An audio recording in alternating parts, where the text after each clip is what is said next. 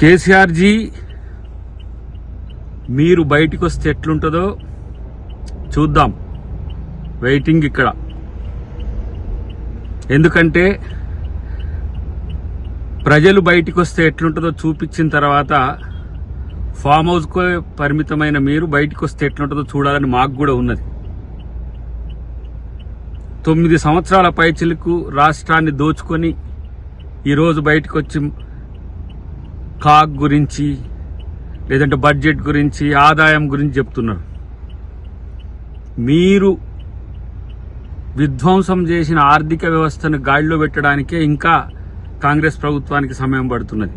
ఇలాంటి పరిస్థితుల్లో కూడా సంక్షేమ పథకాలను అందించడంలో కాంగ్రెస్ ప్రభుత్వం కానీ రేవంత్ రెడ్డి గారు కానీ ఎంత ముందున్నారో ఇవాళ తెలంగాణ ప్రజలకు తెలుసు.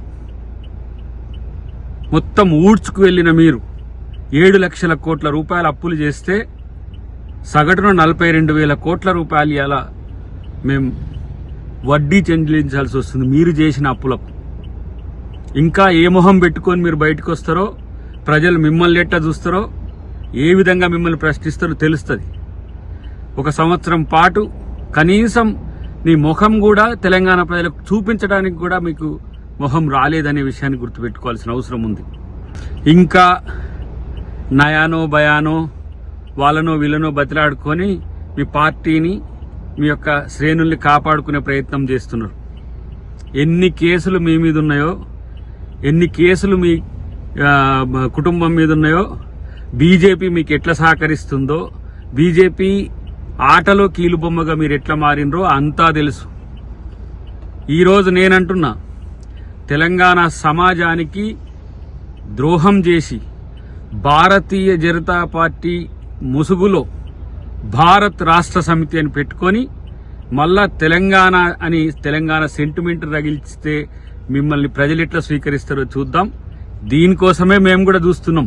ఎందుకంటే 1000 ఏనుగులు తిన్న రాబందు ఏ విధంగా మాటలు మాట్లాడుతుందో, ప్రజల్ని ఎట్లా కన్విన్స్ చేస్తుందో చూద్దామని. మామూలుగా ఉన్నా ఇంకెట్లా ఉన్నా మేం సిద్ధం. కాంగ్రెస్ కార్యకర్తలు సిద్ధం, కాంగ్రెస్ ప్రభుత్వం కూడా సిద్ధం అనే విషయాన్ని గుర్తుపెట్టుకుంటే మంచిది. ఇంకా తెలంగాణలో మీ రాజకీయ భవిష్యత్తు ఉంటది అనుకోవడం మూర్ఖత్వమే, ఇంకా భ్రమనే అని చెప్పి నేను చెప్తున్నా. ఎందుకంటే ఇంకా తెలంగాణ ప్రజలు మిమ్మల్ని భరించడానికి సిద్ధంగా లేరనే విషయం మీరు బయటకు వచ్చినాక తెలుస్తుంది. తస్మాత్ చూసుకోండి. సరే, నేను గంభీరంగా మౌనంగా చూస్తున్నా. నేను కొడితే వట్టి కొట్టు నాకు అలవాట్లేదు కదా. చూద్దాము.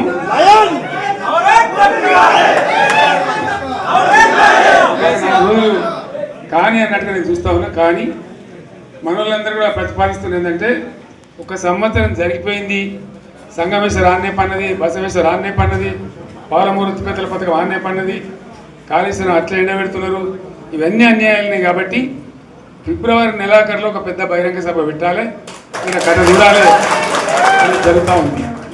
కాబట్టి మీరు కూడా పెద్ద ఎత్తున దయచేసి ఆ సభకు కదిలి రావాలి. దూరమే ఉండదు. ఆ రకంగా తెలంగాణ శక్తి ఏందో మరొకసారి చూపించి వీళ్ళ మెడలు వంచి ఇప్పుడు సాధించాలి. భవిష్యత్తు కోసం కూడా కొట్టాడకు మనం సిద్ధంగా ఉండాలని తెలియజేసుకుంటూ, పరమేశ్వర్ గారికి అంతటి లోకమంత్రం ఇది. 1 కోటి రూపాయల భూమి ఇప్పుడు 50 లక్షలు కట్టలేదు.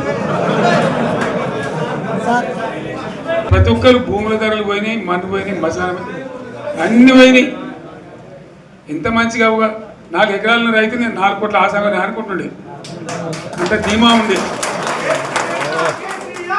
ఎంత బాగుండే. హైదరాబాద్ నుంచి అడిగితే కూడా వచ్చి మనం ఇయ్యకపోదాం భూములు, డిమాండ్ పెరగానని. అంత బ్రహ్మాండంగా మారుమూల ప్రాంతంలో కూడా 40 లక్షలు 50 లక్షలు ఎకరానికి ఉండే. అటువంటిది సగానికి సగం పడిపోయి మొత్తం నాశనం చేసింది.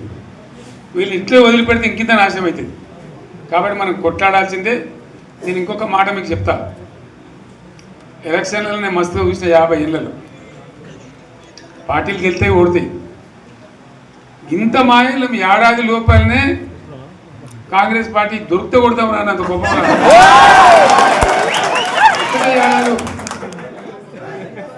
ఇంకా వాళ్ళ పొంద తెలివికి నిన్న వారి పార్టీ మంది పెట్టాలి, అదేందో పోలింగ్ పెట్టిన వాడు చూసిరా మీరు? ఆ పోలింగ్ పెడితే 70% మనకు వచ్చింది, 30% మనకు. వాడు పెట్టింది మనం పెట్టింది కాదు. 75 ఇది పరిస్థితి. నేను ఏమంటున్నా అంటే అన్ని మబ్బులు వీడిపోయినట్టు ప్రజలకు అన్నీ తెలిసిపోతున్నాయి. మంచి ఏంది, చెడ్డ ఏంది, ఏం జరిగింది అన్నీ ఇంకా ఘోరమవుతుందని చెప్తున్నా. 100కు 100% ఇప్పటికే ప్రజలు నిర్ణయానికి వచ్చిండ్రు. డెఫినెట్గా రాబోయే గవర్నమెంట్ మనదే అని అనుమానం కూడా అవసరం లేదు.